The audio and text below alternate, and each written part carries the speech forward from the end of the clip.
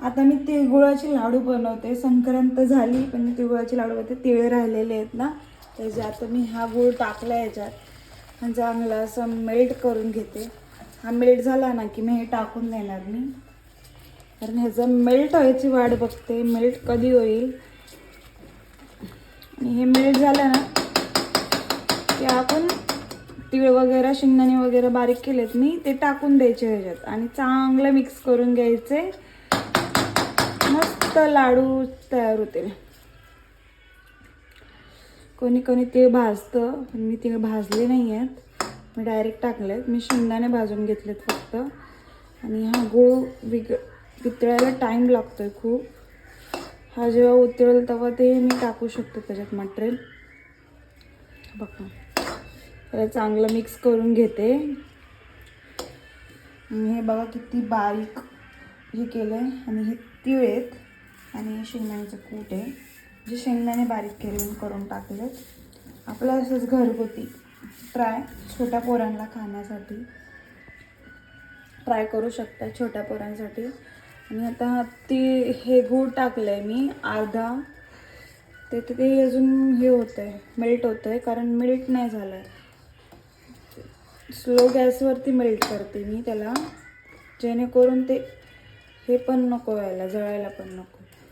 आणि हे असं चांगलं असं करून चांगलं हे करून मग याच्यात टाकून देणार मी तीळ. ते हे थोडंसंच राहिलं आहे, थोडंसंच राहिलं आहे, बघू शकता. खूप थोडं राहिलं आहे बघा, खूप थोडं राहिलं आहे. हे जर मिक्स झालं ना, हे टाकून दिलं आहे मी शेंगदाण्याचं आणि तीळ ते. तर हे मस्त असं मिक्स करून घेते, जेणेकरून ते जळणार पण नाही आणि काय होऊ शकत. आणि खूप गोड झालं असं मला वाटतं, कारण गूळ जास्त झाला त्याच्यात, कमी प्रमाणात नाही टाकलं आहे मी.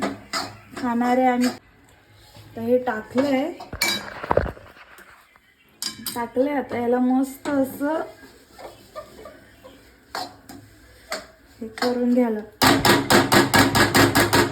आता जाऊ द्या, पण झाले त्याचं बेटर. हां, आता हे झालं.